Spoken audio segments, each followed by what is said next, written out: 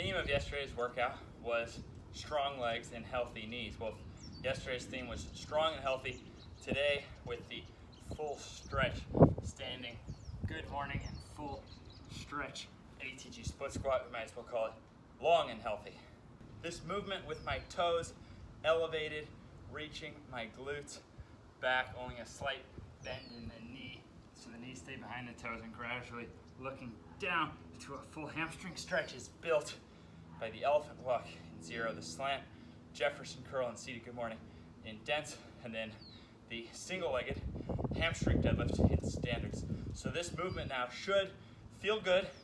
Band tension is optional, but the load should feel good at about half of what you used on your squats yesterday. Now you're gonna start with a lightweight, such as the bar, for 15 reps as your warm-up set. If you're not feeling any stretch, you could add a little bit more for your warm-up set. You start with that 15 repper, then you'll do your warm-up on the ATG split squat shown in a second, and then you'll do 5 sets of 6 for your working sets on 2-minute intervals with your split squat, trying to use half of what you used on your sets yesterday in the squat. But you could easily go lighter if you need to.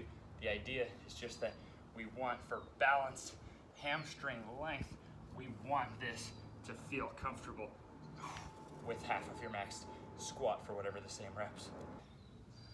For your warm-up sets, you're gonna do the same bottom third reps just like you did on your squats, but I want you thinking to lengthen this hip flexor. Don't worry about the front leg, just think to pull yourself deeper with this glute stretching. Then as the load gets heavier, you think with that front tibialis to pull yourself deeper at the bottom.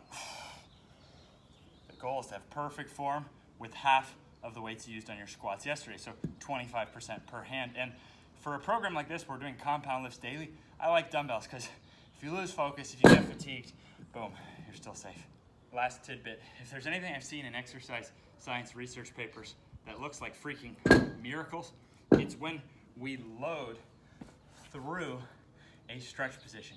So on this program now, I'm just trying to get as strong as I can in the most athletic areas. But imagine now having a front split on either side as a result of your strength training and not having to do any extra static stretching. So no, in my system, you never even have to test that. We don't have a single thing where you're required to do a splits or even to try to do a splits. It's just cool that that's a side effect, and because I'm strong through those exact ranges, well, I'm more bulletproof, because when we get stronger through length, this kind of stuff indicates as much as 4 times less likelihood of injury. So I think a lot of gold awaits us by strengthening through a stretch.